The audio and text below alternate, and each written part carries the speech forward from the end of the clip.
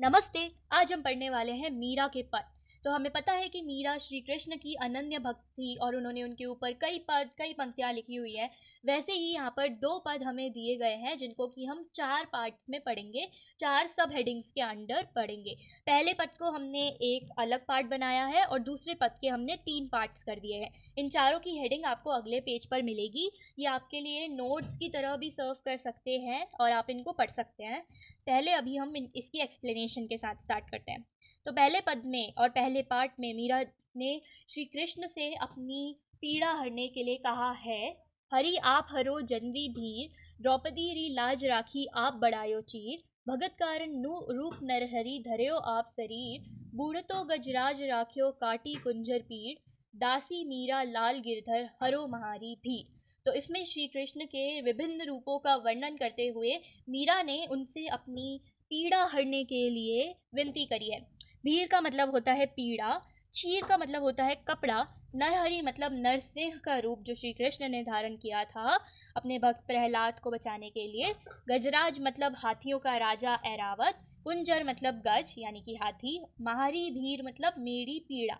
तो इसमें मीरा श्री कृष्ण से अपनी पीड़ा हरने के लिए विनती करती हैं। उसके लिए वो उनके कई रूपों का वर्णन करती है, जैसे कि उनके कृष्ण रूप का ही वर्णन जिसमें कि उन्होंने द्रौपदी की लाज रखी थी उनकी साड़ी का कपड़ा बनाकर। फिर उसके बाद उन्होंने नरसिंह रूप धारण किया था और अपने भक्त प्रहलाद को बचाया था।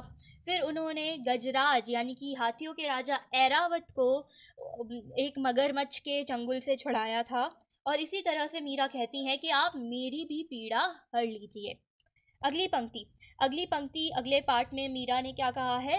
मीरा श्री कृष्ण से के प्रति अपनी भक्ति को इसमें दिखाती हैं और उनके दर्शन पाने के लिए वो उनकी चाकर बनने को तक तैयार है। मीरा कहती है, श्याम महाने चाकर राखो जी, गिरधारी लाला महाने चाकर राखो जी, चाकर रहस्यु बाग लगस्यु नित उठ दर्शन पास्यु, बिंद्रावंदी री कुंज गली में गोविंद लीला गास्यु, चाकरी में दर्शन पास्यु सुमरन पास्यु खर्ची, भाव भक्ति जागीरी पास्यु तीनों बाता सरसी। तो इसमें मीरा अपनी भक्ति दिखाती हैं और कहती हैं कि आप मुझे अपने महल में चाकर रख लीजिए, कृपया कर कर मुझे चाकर रख लीजिए। चाकरी में मैं बाग लगाऊंगी और रोज उठकर आप श्री कृष्ण के यानी कि आपके दर्शन पाऊंगी और बिंद्रावन की गलियों में गोविंद लीला गाते हुए जाऊंगी। चाकरी में दर्शन पाऊंगी, आपका स्मरण पाऊंगी। सुमरन मतलब स्मरण, दर्शन, स्मरण और भाव और भक्ति की ऐसी जागीर उन्हें प्राप्त होगी जो कि उनके साथ सदैव ही रहेगी। भाव भक्ति जागीरी पास्यु।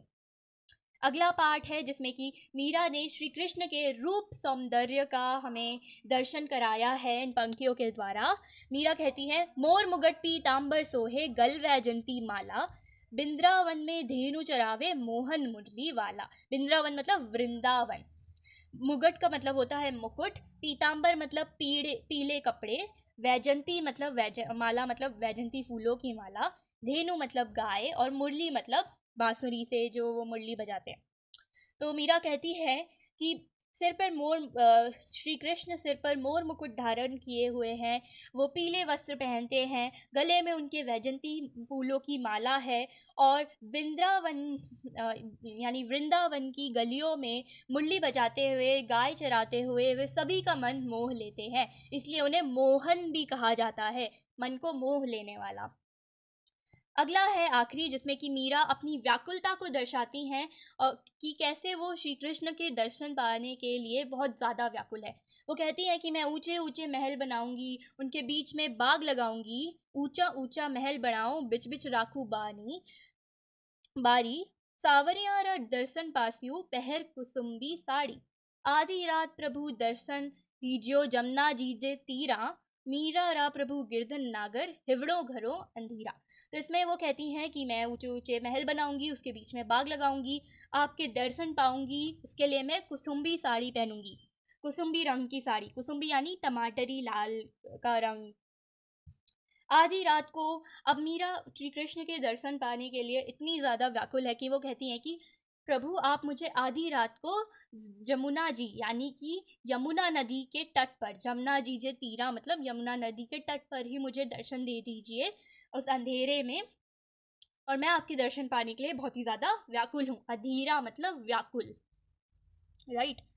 तो इससे हमें पता लगता है कि कैसे मीरा श्री कृष्ण की अनन्य भक्त हैं, कैसे वो उनके उनकी भक्ति में लीन है और उनके दर्शन पाने के लिए चाकरी करने को तक तैयार है। उनके रूप सौंदर्य को कैसे उन्होंने बड़े ही मोहक ढंग से दर्शाया है और उनके विभिन्न रूपों का वर्णन भी किया है। तो अगले पेज पर यहाँ पर आपको इसके नोट्स मिल जाएंगे, आप इसे पढ़ सकते हैं फिर से, और इसका लिंक डिस्क्रिप्शन बॉक्स में मिलेगा।